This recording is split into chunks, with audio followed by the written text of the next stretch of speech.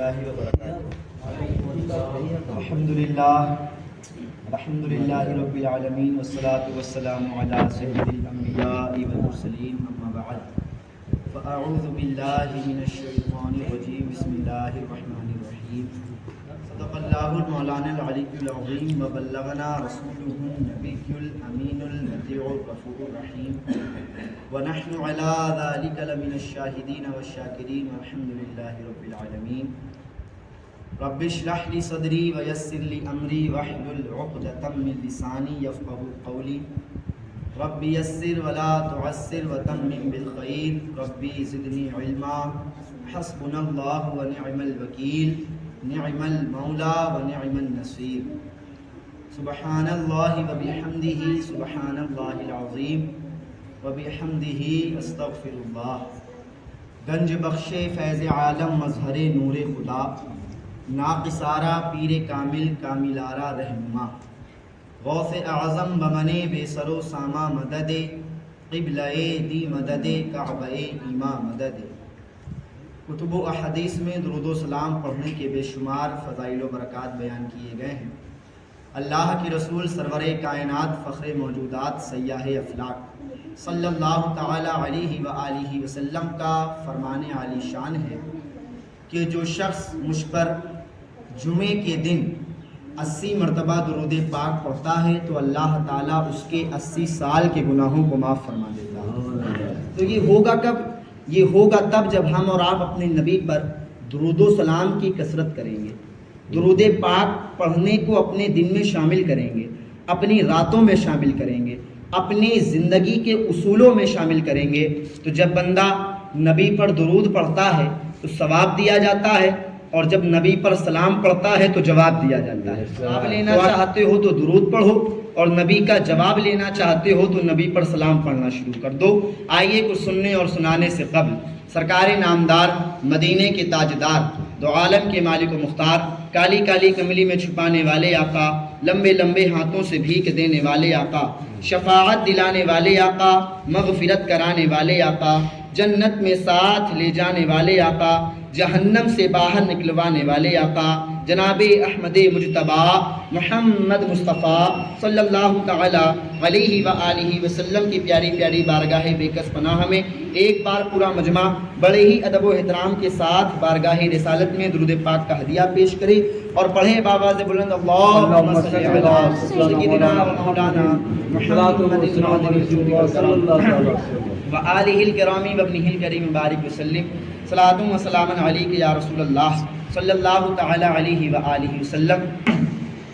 پچھلے جمعے کو آپ لوگوں نے سنا تھا کہ اللہ تعالیٰ نے حضرت موسیٰ علیہ السلام کو فرعون کے محل میں پرورش دلوائی، اور کیسے حضرت موسیٰ علیہ السلام کو ٹوکری میں بند کروایا گیا، دریا میں چھوڑا گیا، پھر وہ ٹوکری حضرت آسیہ نے اٹھائی، اور اٹھانے کے بعد فرعون سے کہا کہ اس کو ہم لوگ اپنا بیٹا بنا لیتے ہیں۔ اور یہ سارا کچھ ہونے کے بعد حضرت موسیٰ علیہ السلام کی ماں تک حضرت موسیٰ کو پہنچا دیا گیا، دودھ بھی ان کی ماں نے پلایا، روز ایک اشرفی بھی ملتی تھی، بچے کو دودھ بھی پلاتی تھی، اشرفی کی اشرفی ملتی تھی، اور بچہ پاس میں بھی رہتا تھا۔ اب یہ سارا کچھ ہونے کے بعد جب اللہ تعالیٰ نے فرعون سے حضرت موسیٰ اور ان کی قوم کو نجات بخش دی، یعنی فرعون دریا میں غرق کر دیا گیا اور حضرت موسیٰ علیہ السلام کی قوم بچ گئی فرعون کے ظلم سے، فرعون کی تباہیوں سے۔ اب اس کے آگے اللہ تعالیٰ فرماتا ہے قرآن پاک میں وَإِذْ وَاعَدْنَا مُوسَىٰ 40 لَيْلَةً ثُمَّ اتَّخَذْتُمُ الْعِجْلَ مِن بَعْدِي وَأَنْتُمْ ظَالِمُونَ۔ اللہ تعالیٰ فرماتا ہے کہ یاد کرو جب موسیٰ سے 40 رات کا وعدہ کیا گیا، موسیٰ سے 40 رات کا وعدہ کیا گیا، ان کے پیچھے تم لوگوں نے بچھڑے کی پوجا شروع کر دی۔ کس کی پوجا؟ بچھڑے کی پوجا شروع کر دی۔ تو اللہ تعالیٰ فرماتا ہے وَأَنْتُمْ ظَالِمُونَ، تم ظالم ہو۔ ظالم تم کون ہو؟ ظالم ہو، یعنی موسیٰ 40 رات کے لیے غائب کیا ہو گئے، تم نے ان کے پیچھے بچھڑے کو خدا بنا لیا۔ یعنی موسیٰ 40 دن کے لیے خالی تم سے دور ہٹے، اور تم نے ان کے دور ہٹتے ہی بچھڑے کو اپنا خدا بنا لیا، بچھڑے کو اپنا خدا مان لیا اور معبود سمجھ لیا۔ گائے کے بچے کو بچڑا کہتے ہیں نا، گائے کے بچے کی کیا مجال ہے کہ وہ خدا کی برابری کر سکے؟ گائے کے بچے کو چھوڑ دیجئے، خود گائے کی کیا مجال ہے کہ وہ خدا کی برابری کر سکے؟ گائے کو چھوڑ دیجئے، گائے تو جانور ہے، فرعون تو انسان تھا نا، فرعون تو انسان تھا نا، اس نے بھی تو خدا ہونے کا دعویٰ کیا، پر آخر میں انجام کیا ہوا؟ دریا میں غرق کر دیا گیا، دریا میں ڈبو دیا گیا۔ پتا چلا جو خدا ہونے کا دعویٰ کرتا ہے اس کا انجام دریا میں ڈوبنے والے جیسا ہوتا ہے، وہ دریا میں ڈوب جایا کرتا ہے۔ تو جب انسان خدا ہونے کا دعویٰ کرے تو اس کی بات نہ مانی جائے، اور جب ایک جانور کے بچے کو خدا بنایا جائے تو اس کی بات کیسے مانی جائے گی؟ بچھڑے کی پوجا شروع کر دی گئی اور بچھڑے کو خدا مان لیا گیا۔ واقعہ کچھ یوں ہے کہ حضرت موسیٰ کی علیہ السلام کو اللہ تعالیٰ نے کوہ طور یعنی پہاڑ طور پر بلایا کہ موسیٰ تم پہاڑ طور پر آؤ، اور آ کر کے توریت جو ایک ایسی کتاب ہے جس میں حلال و حرام کی تمیز کرنا سکھایا گیا، جس میں جائز اور ناجائز کا طریقہ بتایا گیا، وہ کتاب تم لے کر کے آؤ اور اپنے لوگوں کو پڑھ کر کے سناؤ تاکہ تمہارے لوگ دین کی راہ پہ چلنے کا انہیں سلیقہ بتاؤ، دین کی راہ پہ چلنے کا وہ انہیں طریقہ معلوم ہو کہ دین پہ کیسے چلا جاتا ہے، حلال و حرام میں کیسے تمیز کی جاتی ہے۔ اللہ تعالیٰ نے حضرت موسیٰ علیہ السلام کو پہاڑ طور پہ بلایا۔ 30 دن تک حضرت موسیٰ علیہ السلام نے پہاڑ طور پر اعتکاف کیا۔ کیا کیا؟ اعتکاف سمجھتے ہیں؟ 30 دن کا یعنی 1 مہینے کا اعتکاف کیا، 30 دن کا، 30 دن تک لگاتار روزے رکھے، 30 راتوں تک لگاتار عبادت کرتے رہے۔ جب 31واں دن آیا، اب چلے پہاڑ طور پر کتاب لینے کے لیے، توریت لینے کے لیے، تو حضرت موسیٰ نے سوچا کہ اتنے دن سے میں روزے سے تھا تو میں نے مسواک نہیں کی ہے، تو منہ سے ایک بو آ رہی ہے۔ بھائی کوئی 1 مہینے سے منجن نہ کرے، مسواک نہ کرے تو منہ سے بو آئے گی نا، آئے گی نا۔ تو حضرت موسیٰ علیہ السلام نے بھی یہ سوچا کہ 1 مہینے سے میں نے مسواک نہیں کی ہے، دانتوں کو صاف نہیں کیا ہے، تو چلو مسواک کر لیا جائے۔ مسواک چونکہ میں اللہ کی بارگاہ میں جا رہا ہوں تو ذرا منہ خوشبودار ہونا چاہیے، ذرا دانت اچھے ہونے چاہیے، ذرا منہ بہترین ہونا چاہیے۔ حضرت موسیٰ نے مسواک کی، جیسے ہی مسواک کی اللہ تعالیٰ نے فرمایا موسیٰ یہ آپ نے کیا کر لیا؟ آپ کو مسواک نہیں کرنی چاہیے تھی، آپ نے 30 دن جو روزے رکھے ہیں نا، ان روزوں میں آپ کے منہ میں جو مہک آ رہی ہے وہ مہک مجھے مشک سے زیادہ بہترین لگتی ہے۔ آپ کے منہ سے جو مہک آ رہی ہے وہ مہک مجھے مشک سے زیادہ خوبصورت معلوم ہوتی ہے، آپ کو مسواک نہیں کرنی چاہیے تھی۔ مسواک کر کے آپ نے اس مہک کو ختم کر دیا، مسواک کر کے آپ نے اس مہک کو فنا کر دیا۔ مولا اب کیا کروں؟ فرمایا اب 10 دن اور روزے رکھو۔ اب 10 دن، 30 دن تو پہلے رکھ چکے تھے، 30 راتیں تو پہلی عبادت کر چکے تھے، اب 10 دن اور مل گئے تو 30 اور 10 40 راتیں ہو گئی۔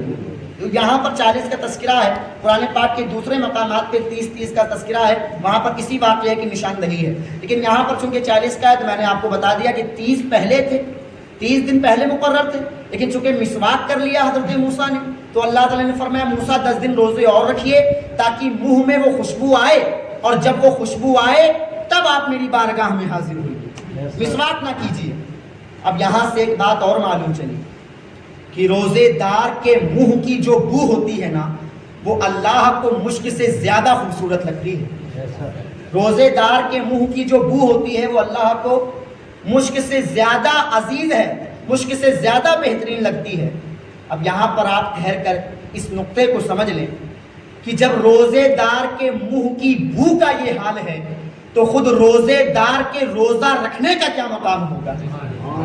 جب بندہ روزہ رکھتا ہے تو اس کے منہ میں جو بو آتی ہے وہ بو اللہ کو اتنی پسند ہے تو روزہ رکھنے والا بندہ اللہ کو کتنا پسند ہوگا، جو روزہ رکھ رہا ہے وہ بندہ اللہ کو کتنا پیارا ہوگا۔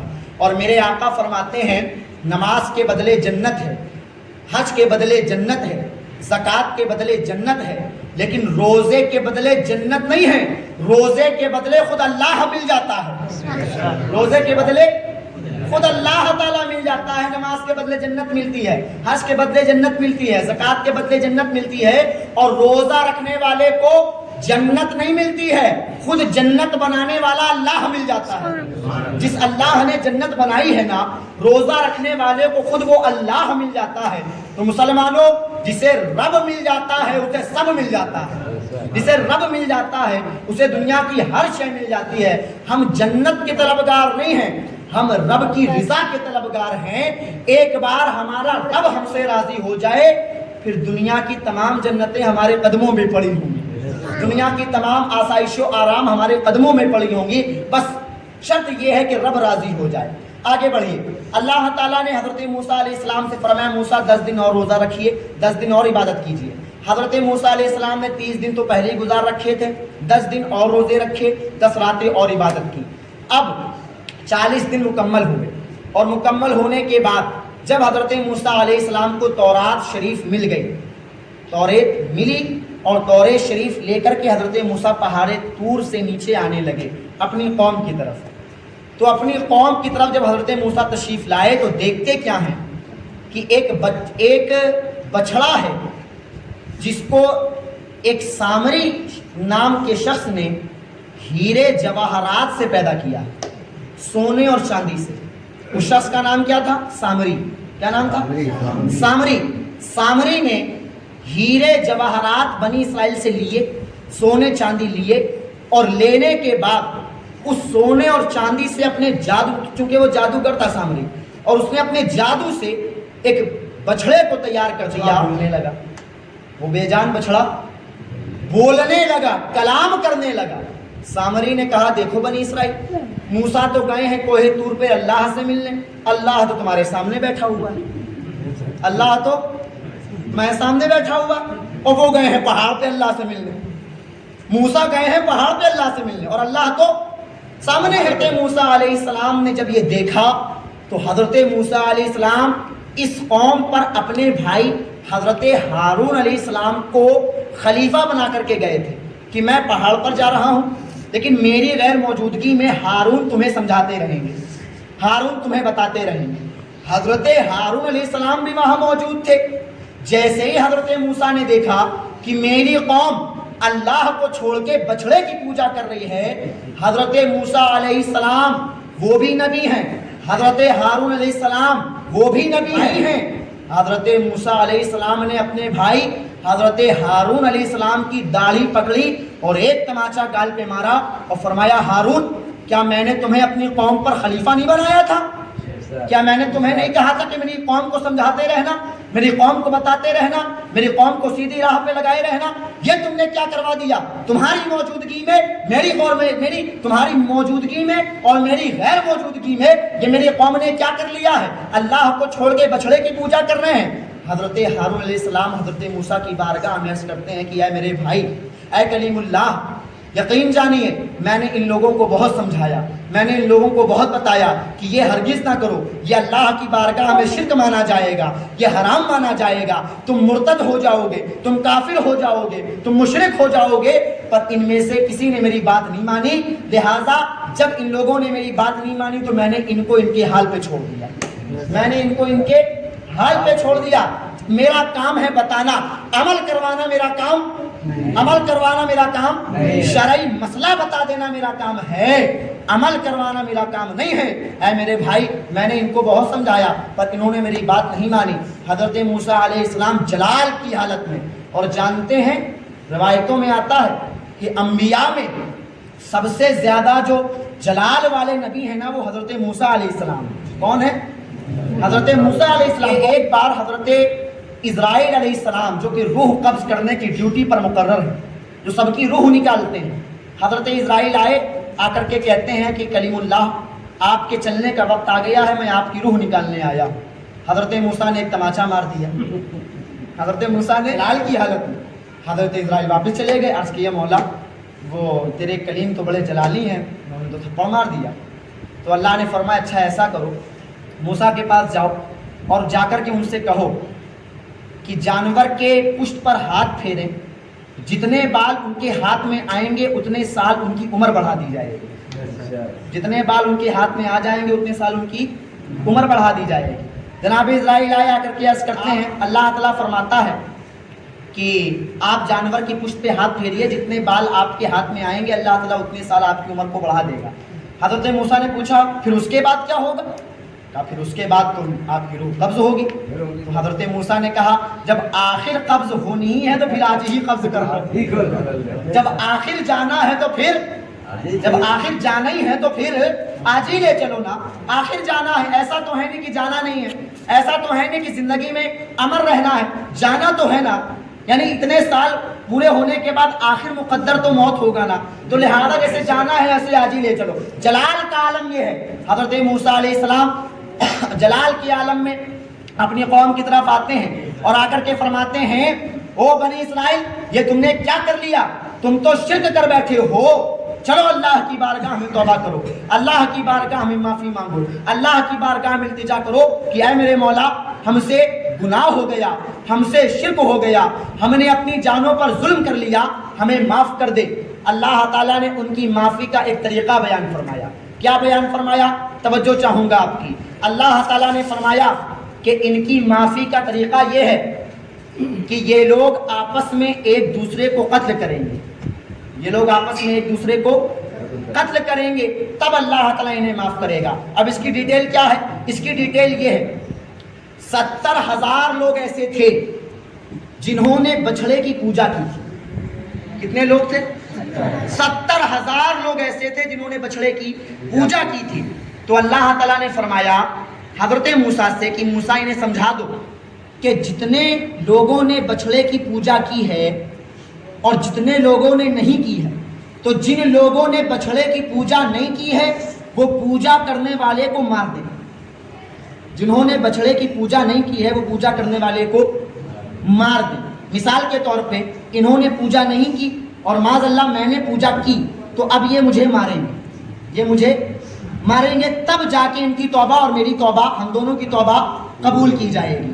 اور اس میں ایک حکم یہ بھی بیان کر دیا کہ مرنے والا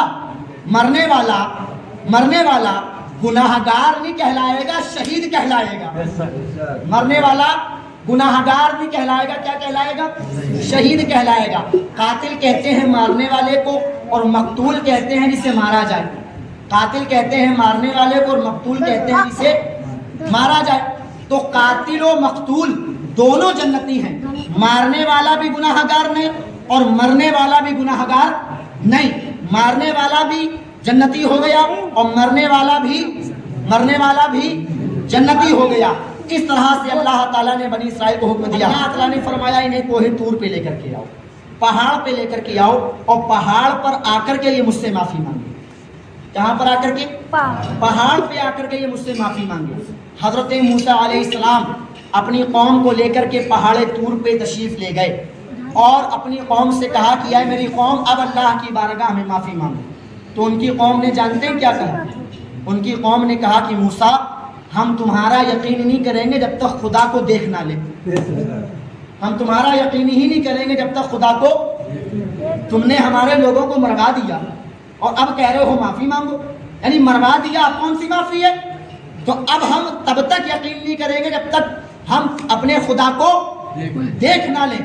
جب انہوں نے یہ دعویٰ کیا کہ ہم اپنے خدا کو دیکھیں گے تو قرآن کہتا ہے آسمان سے ایسی ہولناک آواز آئی کہ اس آواز کی ہیبت سے وہ سارے کے سارے پہاڑے طور پہ مر گئے، وہ سارے کے سارے پہاڑے طور پہ مر گئے، روح نکل گئی، سب کے سب مر گئے۔ جن لوگوں نے یہ کہا تھا کہ ہم خدا کو دیکھیں گے تب تک یقین نہیں کریں گے، وہ سب کے سب مر گئے، ان سب کی سب روحیں قبض کر لی گئی۔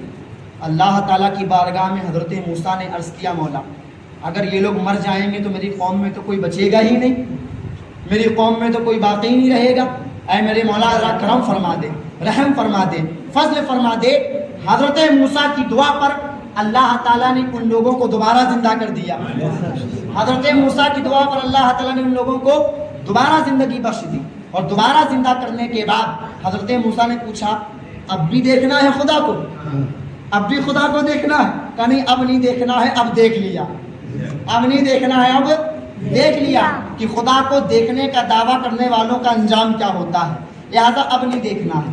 حضرت موسیٰ کی قوم نے اللہ کی بارگاہ میں توبہ کی، معافی مانگی، اللہ تعالیٰ نے ان کی معافی کو قبول کیا، ان کی توبہ کو قبول کیا۔ اب یہاں پر ٹھہر کر 2-3 پوائنٹ کو سمجھ لیجیے، حضور کی شان کے حوالے سے بھی اور میرے نبی کے مقام کے حوالے سے اور اپنی اصلاح کے حوالے سے۔ اللہ تعالیٰ نے اس میں کیا فرمایا کہ ہم نے موسیٰ کو 40 راتوں کا وعدہ دیا کہ 40 دن عبادت کرو، اس کے بعد ہم تمہیں توریت دے دیں گے، اس کے بعد ہم تمہیں توریت دے دیں گے۔ توریت جیسے قرآن ایک کتاب ہے نا، حضور پہ نازل ہوئی ہے، ویسی توریت بھی ایک کتاب ہے جو حضرت موسیٰ پہ نازل ہوئی ہے۔ 40 رات دن عبادت کرو تب جا کے توریت ملے گی، اس سے پہلے توریت نہیں ملے گی۔ اور توریت تمہیں گھر بیٹھے نہیں ملے گی، توریت کو پانے کے لیے تمہیں پہاڑ طور پہ آنا پڑے گا، توریت لینے کے لیے تمہیں پہاڑ طور پہ آنا پڑے گا۔ یہ ہیں حضرت موسیٰ کلیم اللہ، ان کی شان بہت بڑی ہے۔ ان کی شان یہ ہے کہ اللہ تعالیٰ ان کو توریت دینے والا ہے کہ میں 40 راتیں مجھے دو تب میں تمہیں توریت دوں گا، پہاڑ طور پر آؤ تب میں تمہیں توریت دوں گا۔ یہ موسیٰ کلیم اللہ کی شان ہے۔ لیکن میرے نبی کی یہ شان ہے کہ میرے نبی پر جب قرآن نازل ہوا تو اللہ نے یہ نہیں کہا محبوب آپ کو پہاڑ پہ آنا پڑے گا، آپ کو 40 راتیں دینی پڑیں گی، آپ کو 40 دن دینا پڑے گا، بلکہ جب قرآن دینے کی باری آئی تو میرے آقا غار حرا میں اللہ کی عبادت کر رہے ہیں، میرے آقا کو اللہ نے نہیں بلایا، جبریل کو میرے آقا کے پاس بھیج دیا، جبریل امین کو میرے آقا کے پاس بھیج دیا اور فرمایا جبریل میرے محبوب کو تکلیف نہ دینا، میرے محبوب کو زحمت نہ دینا، میرے محبوب کو نہ بلایا جائے، تم خود چل کر کے میرے محبوب کی بارگاہ میں جاؤ اور قرآن پڑھ کر کے اعلان کر دو کیا اقرا بسم ربک الذی خلق خلق الانسان من علق اقرا وربک الاکرم۔ یہ نبی پر پہلی آیت کریمہ نازل ہوئی ہے، قرآن کی پہلی آیت نازل ہوئی ہے، یہ بتاتی ہے کہ موسیٰ کلیم اللہ وہ ہے جن کو توریت لینے کے لیے بلایا جاتا ہے، اور محمد رسول اللہ وہ ہیں جنہیں بلایا نہیں جاتا ہے، جن کی بارگاہ میں جبریل کو بھیجا جاتا ہے، جن کی بارگاہ میں جبریل قرآن لے کر کے آتے ہیں۔ اچھا، حضرت موسیٰ علیہ السلام کو اللہ نے یہ کہا کہ جب پہاڑ پر آؤ گے تبھی ملے گی توریت، جب کوہ طور پر آؤ گے تبھی توریت ملے گی۔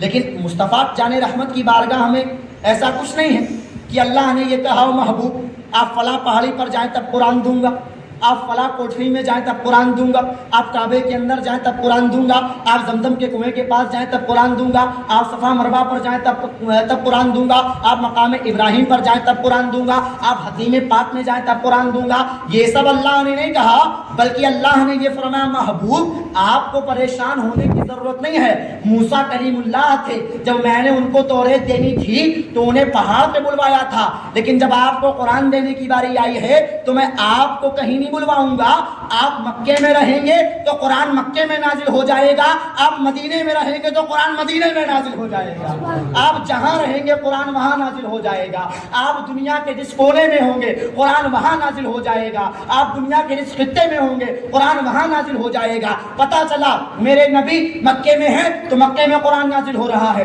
میرے نبی حرم میں ہیں تو حرم میں قرآن نازل ہو رہا ہے، میرے نبی کعبے میں ہیں تو کعبے میں قرآن نازل ہو رہا ہے، میرے نبی آب زمزم کے کنویں پر ہیں تو آب زمزم کے کنویں پر قرآن نازل ہو رہا ہے، میرے نبی صفا مروہ کی پہاڑی پر ہیں تو صفا مروہ کی پہاڑی پر قرآن نازل ہو رہا ہے، میرے نبی مقام ابراہیم پہ کھڑے ہیں تو وہاں پر قرآن نازل ہو رہا ہے۔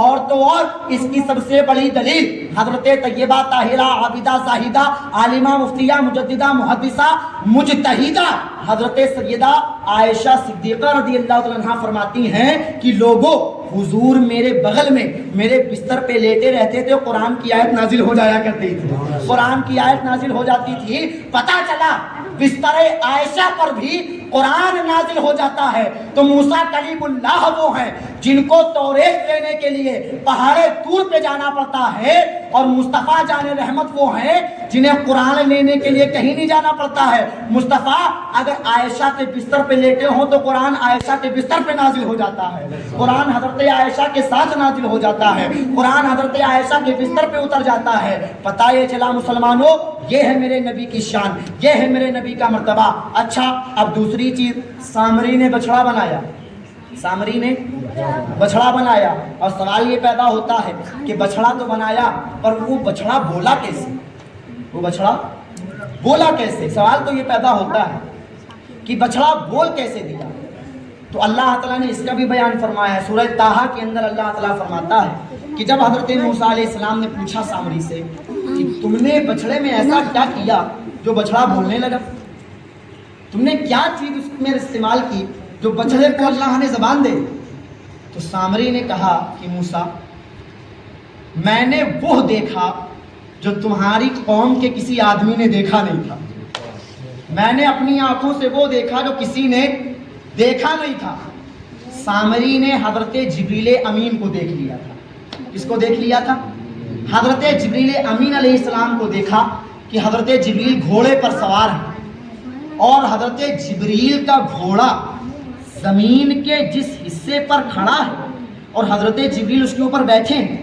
تو سامری کہتا ہے کہ گھوڑے کا پیر جہاں پر رکھا ہوا تھا میں نے گھوڑے کے پیر کے نیچے سے مٹی اٹھائی اور بچھڑے کے اندر ڈال دی. بچھڑا بولنے لگا. بچھڑا بولنے لگا. سامری نے کیا کہا کہ حضرت جبریل کے قدم نہیں بلکہ جبریل کے گھوڑے کے قدم کے نیچے کی مٹی کو اٹھایا اور بچھڑے کے اندر ڈال دیا. تو بچھڑا کلام کرنے لگا، بولنے لگا، بات کرنے لگا، یعنی ٹاکنگ اباؤٹ کرنے لگا. اللہ تعالیٰ نے جبریل کے گھوڑے کے پیروں کے نیچے کی مٹی میں اتنی تاثیر پیدا کر دی کہ بچڑے کو زبان عطا فرما دی.